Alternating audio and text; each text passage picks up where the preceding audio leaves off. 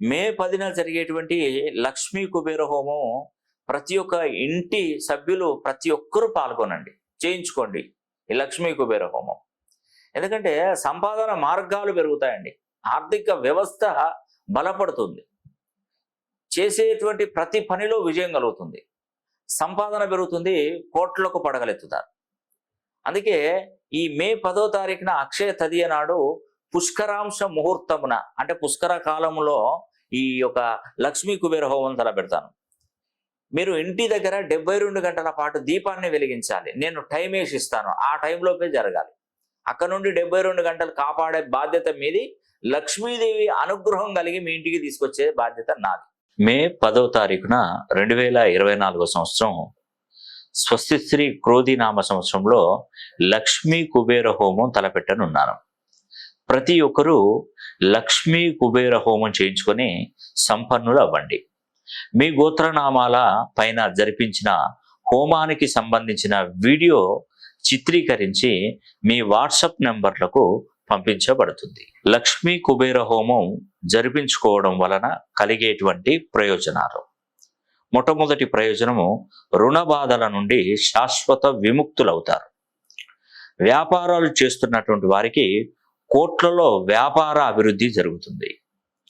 ఇంట్లో ఎప్పుడూ ధనానికి ఎలాంటి లోటు కూడా ఉండదు. ఉద్యోగాల కోసం ప్రయత్నిస్తున్నటువంటి వారికి ఉద్యోగ ప్రాప్తి తప్పనిసరిగా ఉంటుంది. విదేశాలకు వెళ్ళాలనుకుంటున్నటువంటి వారు వారి కళ నెరవేర్చుకోవడం జరుగుతుంది. మనం ఇచ్చినటువంటి డబ్బు తిరిగి రావడానికి కూడా చాలా ఉపయోగపడుతుంది. అదేవిధంగా శత్రు వినాశనం జరిగి వ్యాపారాభివృద్ధి జరగడం, నరదృష్టి నుండి కూడా శాశ్వత విముక్తి అనేది లభిస్తుంది. ఆటంకాలు అవుతున్నటువంటి పనులు త్వరగా జరగడం మనకు మంచి చక్కటి వేళ విశేషం.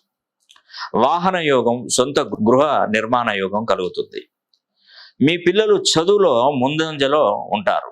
లక్ష్మీ కుబేర హోమం జరిపించుకున్న వారికి మేము అందించే ఆ ప్రత్యేకతలు: మేము ముందుగా మాతా వైష్ణోదేవి ఆలయం జమ్మూ కాశ్మీర్ శ్రీనగర్కి వెళ్ళి త్రికూట పర్వతంపై 3 స్వరూపాలుగా ఉన్నటువంటి అమ్మవారిని దర్శించుకొని, మరి ఆ 3 స్వరూపాలైనటువంటి లక్ష్మీదేవి, సరస్వతీదేవి, మహాకాళీదేవి పాదుకల దగ్గర గోమతి చక్రాలను పూజించి వాటిని మే 10వ తారీఖున జరిగే లక్ష్మీ కుబేర హోమంలో శక్తివంతం చేసి ప్రతి కుటుంబానికి 5 గోమతి చక్రాలను పంపించడం జరుగుతుంది. వాటిని మీరు సంపద కొరకై వ్యాపార సంస్థల్లో కానీ, గల్లా పెట్టెలలో కానీ, డబ్బు దాచుకునేటువంటి బీరువాల్లో కానీ, దేవుడి గదిలో ఉన్న కుంకుమ భరణిలో డబ్బాలో కానీ, లేదా వాటిని లాకెట్ రూపంలో కుటుంబ సభ్యులందరూ కూడా ధరించవచ్చు. చదువుకునే పిల్లలకు చదువులో ఏకాగ్రత పెరుగుతుంది. దుష్ట పీడల నుండి నివారణ జరుగుతుంది. సంపాదించే ఆదాయ మార్గాలు కూడా పెరుగుతాయి. లక్ష్మీ కుబేర హోమం జరిపించుకునే వారు పాటించవలసినటువంటి నియమాలు: మేము మే 10వ తారీఖున సాయంకాలం లక్ష్మీ కుబేర హోమం మొదలు పెడతాం. మీకు ఇచ్చినటువంటి స్లాట్ ప్రకారం ఆ టైంలో మీ గోత్రనామాల మీద హోమం జరుగుతుంది. ఇదే టైంలో మీరు ఇంటి వద్ద ఒక పెద్ద పాత్రను తీసుకొని దాని నిండా గల్ల ఉప్పును, దొడ్డు ఉప్పును నింపి ఆ ఉప్పు మీద ఒక ముంతలో నూనె పోసి, ఆవు నెయ్యి కానీ, కొబ్బరి నూనె కానీ, నువ్వుల నూనె కానీ, ఈ యొక్క నూనెను వేసి 72 గంటల పాటు అఖండ దీపాన్ని వెలిగించి కొండెక్కకుండా కాపాడాలి. అప్పుడు మీ ఇంట్లో లక్ష్మీదేవి ప్రసన్నం అవుతుంది.